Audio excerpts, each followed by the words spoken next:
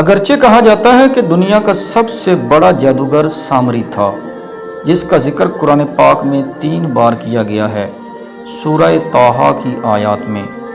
مگر یہ بھی سچ ہے کہ ہر بار اس کو ناکامی کا ہی منہ دیکھنا پڑا جب اس نے انسانوں کو نقصان پہنچانا چاہا۔ اس کے جادو کا نقطہ عروج وہ لمحہ تھا جب فرعون کی فوج نے دریا کے بیچ بنے راستے میں اتر کر حضرت موسیٰ علیہ السلام اور ان کی قوم تک پہنچنے کی کوشش کی، تو اس وقت جبرائیل علیہ السلام دونوں کے درمیان آ گئے۔ اسی دوران آپ کے گھوڑے کے پاؤں کی مٹی سامری جادوگر کے ہاتھ لگ گئی، کیونکہ سامری کو اس وقت جبرائیل علیہ السلام کی جھلک دکھائی دے دی گئی تھی۔ بعد میں جب حضرت موسیٰ علیہ السلام کو کوہ طور پر پہنچنے کا حکم ملا تو وہ اپنی قوم، اپنے بھائی حضرت ہارون علیہ السلام کے حوالے کر کے کوہ طور کی چوٹی پر تشریف لے گئے۔ سامری چونکہ ہمیشہ سے کفر کا رسیہ اور فساد برپا کرنے والا تھا، چنانچہ اس نے اس موقع کو غنیمت جانتے ہوئے بنی اسرائیل کے ایسے افراد جو منافقین میں سے تھے، ان سے سونے کے زیورات جمع کر کے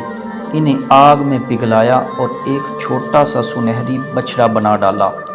اور اس بچڑے کے پیٹ میں حضرت جبرائیل علیہ السلام کے گھوڑے کے پاؤں کی مٹی کو سحر کے طور پر استعمال کیا، جس سے بچڑے کے منہ سے آواز آنا شروع ہو گئی۔ قوم کے گمراہ لوگ جب اس جادو سے متاثر ہوئے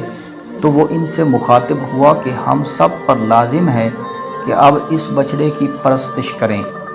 چنانچہ لوگ مزید گمراہی کا شکار ہو گئے اور انہوں نے بچڑے کو سجدہ تک کرنا شروع کر دیا۔ حضرت موسیٰ علیہ السلام جب واپس تشریف لائے تو اس حرکت پر قوم کی سخت سرزنش کی، جس پر سب نے اللہ پاک سے دوبارہ معافی طلب کی اور سامری کے سنہری بچڑے کو توڑ ڈالا اور سامری سے کنارہ کشی اختیار کی۔ اس بدترین ناکامی کے بعد سامری کا کیا بنا، اس کے بارے میں مختلف روایات موجود ہیں۔ کچھ راویوں کے مطابق بنی اسرائیل نے اسے اللہ کی نافرمانی اور قوم کو گمراہ کرنے پر قتل کر دیا تھا، جبکہ زیادہ تر راویوں کے مطابق وہ اپنے طلسم کی مہارت کو استعمال کر کے صحرائے سینا سے فرار ہونے میں کامیاب ہو گیا تھا اور کوسوں کا سفر طے کرنے کے بعد یمن میں مقیم ہو گیا۔ پھر اس نے وہاں اپنا ایک قلعہ بھی تعمیر کرایا اور جادو کی تربیت میں مشغول ہو گیا۔ آج یہ علاقہ عمان کے شہر سلالہ میں موجود ہے، اور اسی طرح سامری جادوگر کی قبر آج بھی سلالہ میں ہے۔ دنیا بھر سے جادو اور طلسم کے طلبگار طرح کے چلے کاٹنے کے لیے یہاں آتے ہیں، مگر آپ اگر اس جگہ جائیں تو ایک مقام حیرت سے واسطہ پڑے گا کہ اندر جہاں وہ دفن ہے اس جگہ تک جانے کی کسی کو اجازت نہیں، اور جگہ پر عمانی حکومت کے بورڈ لگا رکھے ہیں، یعنی کہ نو انٹری۔ آپ صرف باہر سے اس بہت بڑے قلعے نما مقبرے کو دیکھ سکتے ہیں، مگر اندر تک نہیں جا سکتے، اور اس کے پیچھے کیا راز ہے کوئی نہیں جانتا۔ ہاں، لیکن کچھ پر اسرار روایات ضرور ہیں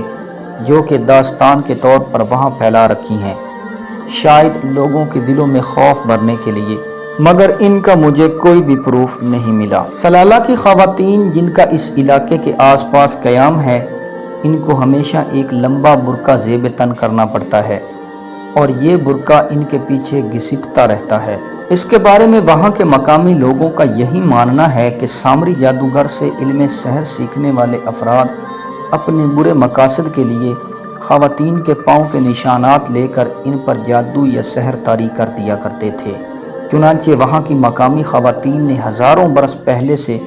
ایسے لمبے برقعے پہننا شروع کر دیے تھے جو ان کے پیچھے ان کے پاؤں کے بننے والے نشانات کو مٹاتے چلے جاتے تھے۔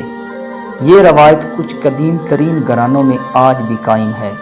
اور وہ کہتے ہیں کہ سلالہ میں جادو اور سحر کا وسیع علم اب تک کسی نہ کسی شکل میں موجود ہے، اور دراصل یہی وہ شہر ہے جو بڑے جادوگروں اور ساحروں کا مسکن رہا ہے۔ دوستو، یہ تھی ہماری آج کی ویڈیو، جو امید کرتے ہیں آپ کو پسند آئی ہوگی۔ ہماری حوصلہ افزائی کے لیے ویڈیو کو لائک کر دیں، چینل کو سبسکرائب کر دیں اور بیل آئیکن کے بٹن کو دبا دیں